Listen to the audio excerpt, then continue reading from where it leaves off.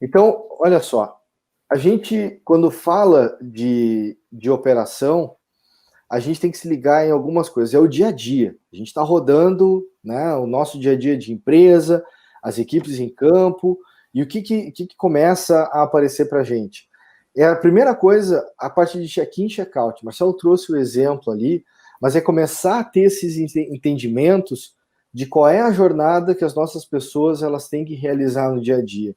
A gente começar a ter esse entendimento do que é essencial que alguém faça quando começa a usar o produto, ou se torna como alguém disponível para ser chamado para utilizar o produto, né? Então eu posso dizer, estou on call, estou disponível para ser acionado por uma tarefa, para eu ir em algum lugar fazer alguma coisa. Isso pode ter uma atividade lá que eu preencha quando eu começo a trabalhar, da mesma forma eu posso preencher dizendo, não estou disponível. Isso poderia sinalizar para um sistema de integração, né, se eu posso ou não ser chamado lá para trabalhar. Então tem N formas, esse entendimento de início e fim de jornada, ele acaba sendo bastante relevante, né, para a gente ter esse trabalho. A outra coisa também, em relação ao planejamento. Conforme você começa a executar as atividades, tempos entre atividades, deslocamento, né? Na média, a pessoa tem meia hora, uma hora para executar esse trabalho. Daí tem um tempo lá de deslocamento. Pelas programações, né, quando eu vou roteirizar trabalho, a gente vai ter módulos específicos sobre isso, mas esse entendimento sobre o planejamento de trabalho ele acaba sendo bastante relevante, porque daí eu tenho a chance de entender, né, quantas visitas por dia pode fazer, se, né, essa programação ela acaba sendo bastante relevante para não ter atraso, né? Muitas vezes, eu quero medir o atraso, então, mas você está causando atraso, você está botando muito trabalho ao mesmo tempo para a pessoa, não está considerando o trânsito, não está considerando, né, tudo que está rolando nesse ambiente. Então, a plataforma ela consegue gerar informações de apoio para você começar a determinar e ir ajustando essas programações de dia, né, e todo esse movimento de trabalho. E uma coisa que ajuda bastante também, é um recurso que foi adicionado não faz muito tempo, o conceito de ausência programada. Hoje a gente tem a oportunidade de poder, né, eu posso sinalizar que eu vou estar ausente numa determinada data, eu vou estar em férias, por exemplo, e aí durante esse período, além de daqui a pouco uma questão de segurança, para fazer a pessoa ficar em férias mesmo, tipo, não deixa ela logar na plataforma, não, vai viver, né? Não queira saber de trabalho nesse período aqui, mas não só isso, também poder aproveitar, porque de repente quem está distribuindo o trabalho não está sabendo que eu estou numa folga ou coisa assim, eu posso deixar configurado que, olha, Daniel vai estar ausente nesse dia, todas as tarefas que chegarem aqui nesse período, passa pro Marcelo, né? Eu deixei um exemplo aqui né, da transferência, do modo como pode ser configurado. Então, esse exemplo de entendimento da jornada, ela acaba sendo bastante relevante e útil para a gente. Esse é o primeiro ponto que eu queria trazer aqui para a nossa reflexão. O outro ponto, ele diz respeito a campos que trabalha a questão mais do tapping ou um complemento, né? Então, por exemplo, e tudo vai depender do tipo de jornada que você está construindo, né?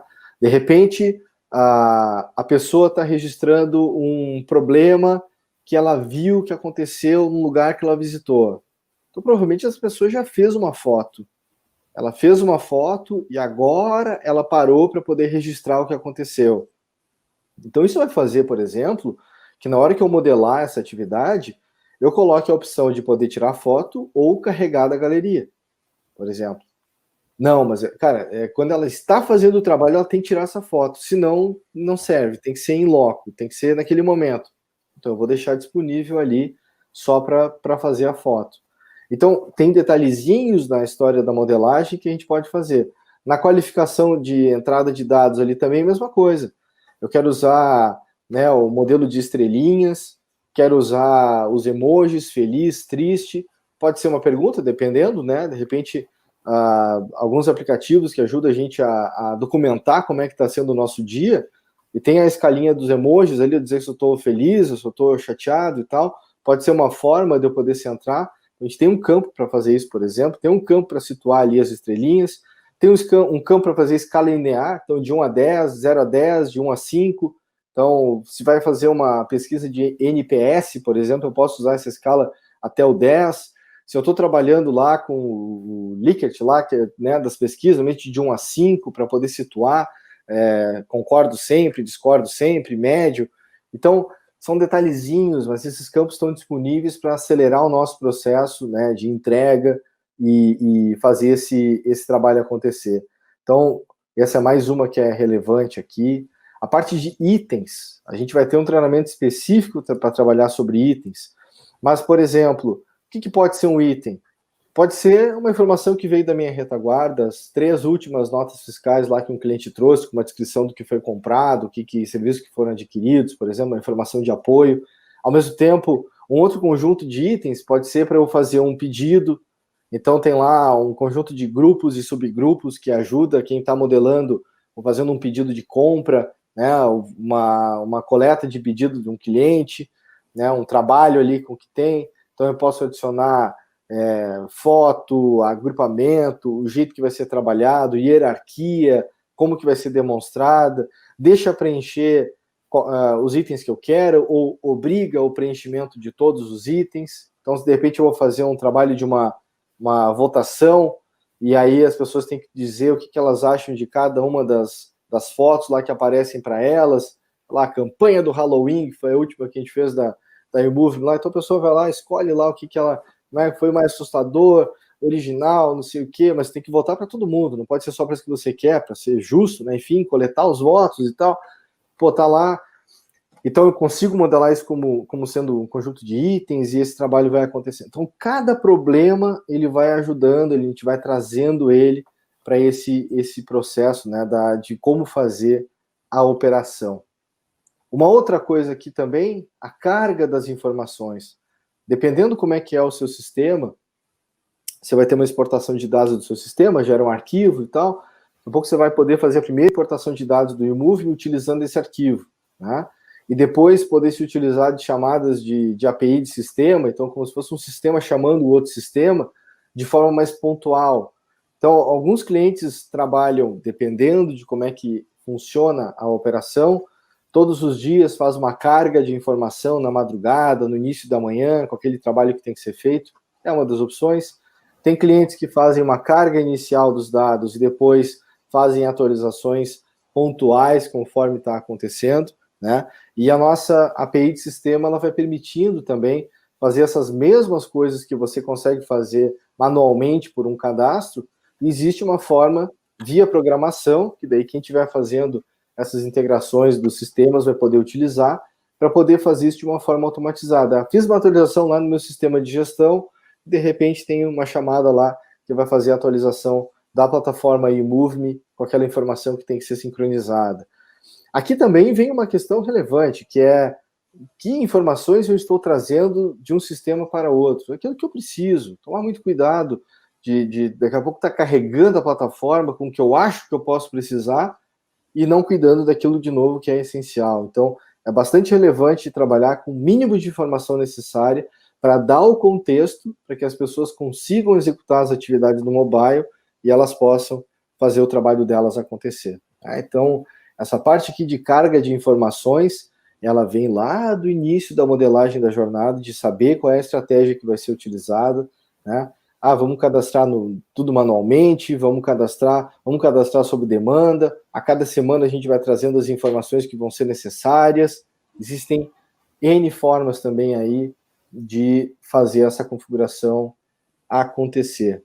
E uma outra também aqui, que depois eu quero que o Marcelo demonstre para a gente, aonde que eu vou além do eMovie? Então daqui a pouco o eMovie me dá ali as opções dos cadastros, que o Marcelo comentou, os cadastros principais, mas, poxa, eu tenho um cadastro de apoio meu aqui que eu gostaria de trazer para dentro da plataforma, porque ele é útil, eu posso utilizar ele dentro das atividades ali para complementar alguma informação, ou, por exemplo, eu fui cadastrar ali uma pessoa, mas tem uma informação que é relevante para o meu contexto, que no eMovie não tem um campo para isso.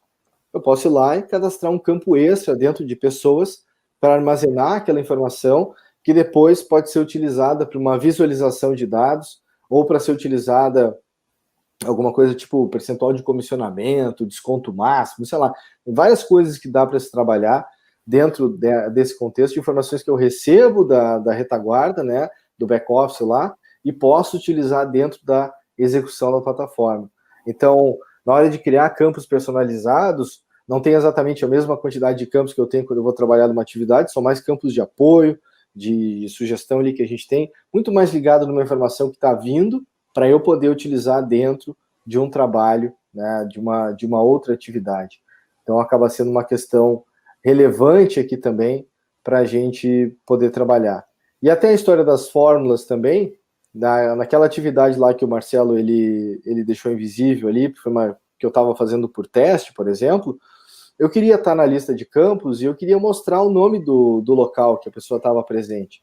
Então eu adicionei um campo do tipo rótulo e fiz com que ele fosse inicializado com a descrição do local. Então eu fiz uma fórmula para fazer essa atribuição acontecer. Então, sem, né, eu precisar programar alguma coisa especial ali, eu fui lá e disse, olha, eu quero que esse campo, eu quero que ele seja iniciado, quando ele for mostrado, eu quero que ele mostre a informação do local, a descrição lá do local, que era o nome, no caso ali, da praça, né, que era esse exemplo meu aqui que eu estava pensando aqui. E acabou indo muito nisso, Marcelo. Não sei se você quer complementar alguma coisinha disso que a gente está falando aqui. Não, eu acho que... Não, excelente os pontos que tu trouxe aí. Eu acho que quando a gente for para a prática ali, acho que vai ser mais fácil a gente... eu comentar e ilustrar algumas situações ali mostrando na tela, mas tá bem ok.